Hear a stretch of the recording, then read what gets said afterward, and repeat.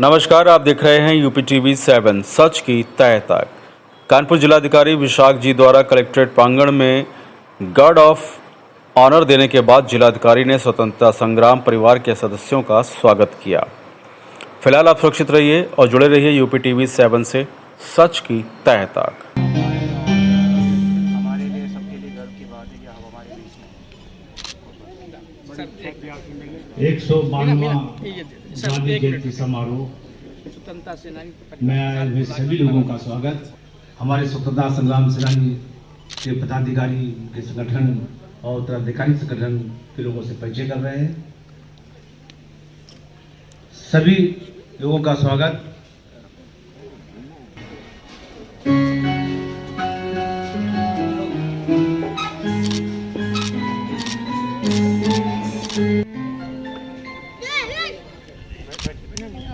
श्री धर्म कुमार सिंह जी,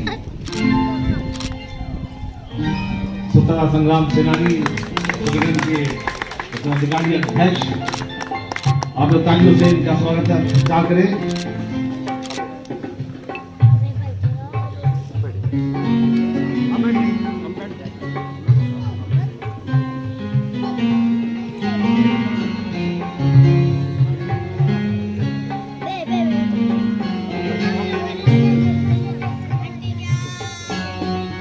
श्री हरिराम गुप्ता जी नए जिलाधिकारी महोदय का स्वागत करते हुए उपस्थित प्रशासनिक अधिकारीगण, सेनानी परिवारीजन तथा अन्य छोटे भाई बहन, बेटी बेटियों, आज हम दो महान आत्माओं को याद कर रहे हैं, राष्ट्रपिता महात्मा गांधी और माननीय महामना लाल बहादुर शास्त्री। हम याद तो करते हैं 2 अक्टूबर को, लेकिन एक पीड़ा भी होती है इसके साथ। हमने राष्ट्रपिता और उनके सिद्धांतों को जो महत्व देना चाहिए वो हमने नहीं दिया। राष्ट्रपिता महात्मा गांधी 2 बातों पर ज्यादा जोर देते थे, अपने भाषणों में भी और अपने वक्तव्यों में भी। एक तो उनका ये कहना था कि जब देश आजाद हो तो सबसे पहले सरकारें गांव की ओर अपना ध्यान दें।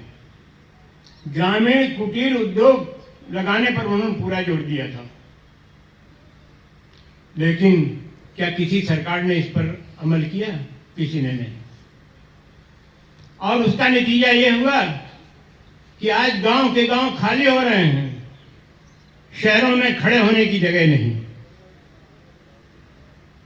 लेकिन एक सुखद अनुभूति ये है कि अब हमारी वर्तमान सरकार इस ओर पूरा ध्यान दे रही है। और दूसरा जोर जो देते थे वो सफाई पर, स्वच्छता पर, सारा जीवन, थ्योरी में भी प्रैक्टिकल में भी। इस बारे में भी एक सुगत अनुभूति है कि अब हमारी सरकारें इस ओर भी ध्यान दे रही हैं।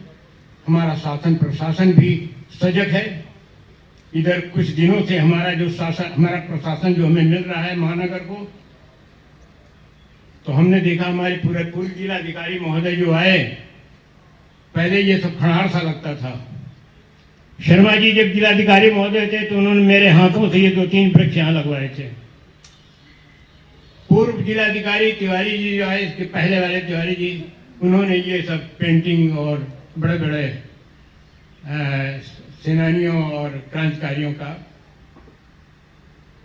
तो हमारे जो वर्तमान जिलाधिकारी हो तो सबसे ज्यादा युवा हैं, हमें उनसे बहुत ज्यादा अपेक्षा है। हमारे बीच उपस्थित कानपुर के वीर पुत्र धर्म कुमार सिंह जी, हम सबके सौभाग्य हैं कि आप हमारे बीच में आज उपस्थित हैं।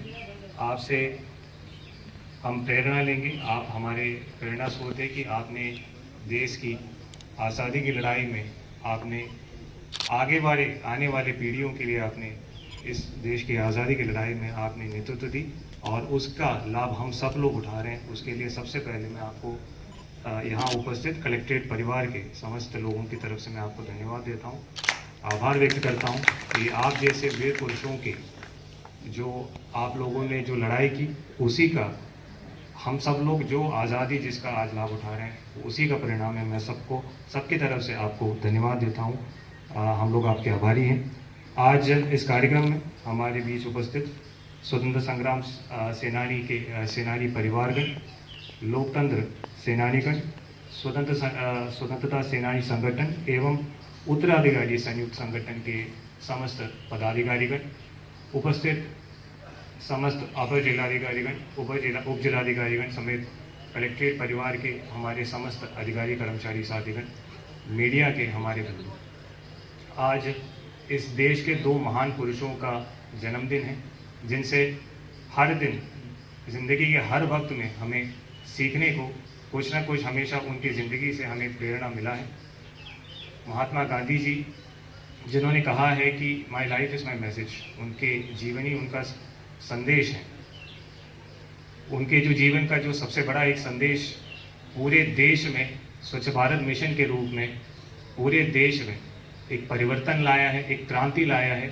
और उनके जीवन काल के इतने सालों के बाद भी वो मैसेज आज भी उसका महत्व है, वो आज भी हमारे ज़िंदगी में उसका एक इम्पॉर्टेंस है। और वो पूरे देश में, जैसे हमारे जितने भी पूर्व वक्ताओं ने कहा, उनके एक मैसेज उसको हम लोगों ने अपनाया और उसका जो क्रियान्वयन हुआ वो हमारे शहरों में, हमारे गाँव में उसका परिवर्तन हमारे सामने दिख रहा है।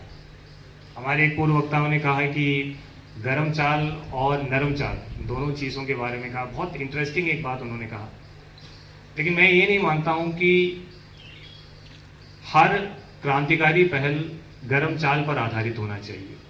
मेरा मानना है कि महात्मा गांधी जी ने जो अहिंसा का जो मैसेज दिया है, मेरा मानना है कि सबसे बड़ा क्रांतिकारी पहल वही है कि उन्होंने सबको सिखाया है कि अहिंसा के आधार पर भी लड़ाई लड़ी जा सकती है। और मेरा मानना है कि इससे